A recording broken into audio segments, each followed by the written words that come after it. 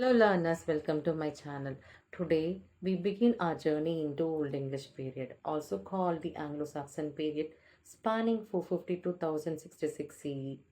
This is the earliest phase in the English literary history and that forms the foundation for everything that followed. Let's explore the period in detail. Old English period begins with the settlement of Anglo-Saxons and Jews in Britain after the Roman withdrawal. This was a warrior society valuing bravery, loyalty, and honor. These Germanic tribes brought their tradition and language. Key events include the spread of Christianity, the growth of monastic culture, and Viking invasions. With the coming of Christianity in the 7th century, literature took a new turn, blending pagan ideals with Christian beliefs. Most of the texts survived because the monks preserved them in manuscripts, such as the Exeter Book, Junius Manuscript, and the Basili Book. The main features of Old English literature are oral tradition, heroic ideals, and Christian influence. The poetry was mostly alliterative verse without rhyme and had a strong sense of fate and destiny, and also known as Bible. Themes include heroism, loyalty, warfare, and the struggles between pagan values and Christian faith. Now, let's understand the main features. Oral tradition, poems were sung by scopes or bards, use of alliteration instead of rhyme, frequent use of kennings like railroad for the sea, presence of caesura or a pass in the middle of lines. These features often appear in questions. Old English poetry broadly divided into epic poetry, elegiac poetry, and religious poetry. Epic poetry, the most famous example is Beowulf, the national epic of Anglo-Saxon. Celebrating the hero who defeats Grendel, later dragon, it highlights loyalty, bravery, and the inevitability of death. Elegiac poetry, works like The Wanderer, The Seafarer, deal with loss, exile, and longing for God.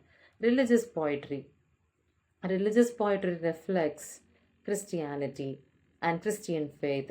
Cadman's hymn, often considered the first English poem, and The Dream of the Rood, a visionary poem where the cross speaks of Christ's sacrifice. Prose. Prose flourished mainly through translations and chronicles. King Alfred the Great ended the reign of King Alfred the Great. King Alfred the Great encouraged learning and translations.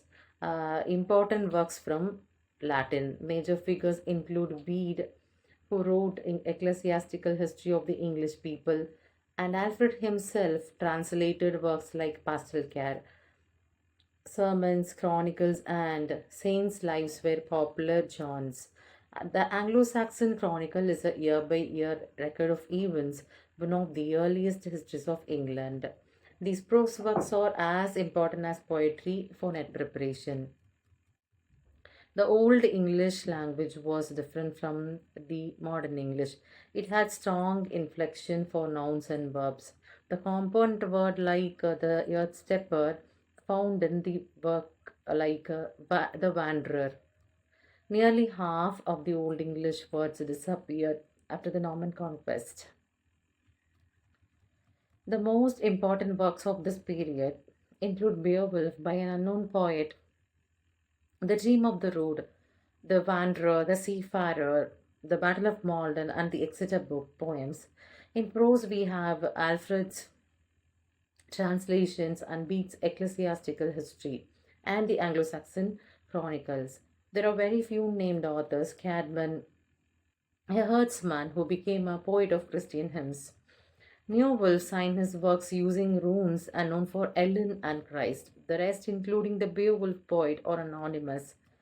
Remember, the authorship anonymity is the main and major feature of this period. For UGC NET, you must remember that Beowulf is the oldest surviving epic in English. King Alfred is called the father of English prose. The Exeter book is a key source of Anglo-Saxon poetry. And remember, Old English poetry heavily relies on alliteration, kennings, and caesura. For paper 2 in English, you must remember the manuscripts where the poems are found. And you must also know the difference between the heroic, elegiac, and religious poetry. Now let's look at the few example questions. Who wrote Ecclesiastical History of English People? The answer is Bede. Which king encouraged learning and translation? That is King Alfred. What is the oldest surviving epic in English? Beowulf. Which is the first English poem? Caedmon. As I said, Caedmon's hymn is often considered the first English poem. To summarize, Old English literature gave us the strong foundation of English earliest poetry and prose, balancing pagan values and Christian faith. Mastering this period will give you a strong foundation for your net preparation. Thank you for watching and stay tuned for next lecture on Middle English literature. Thank you.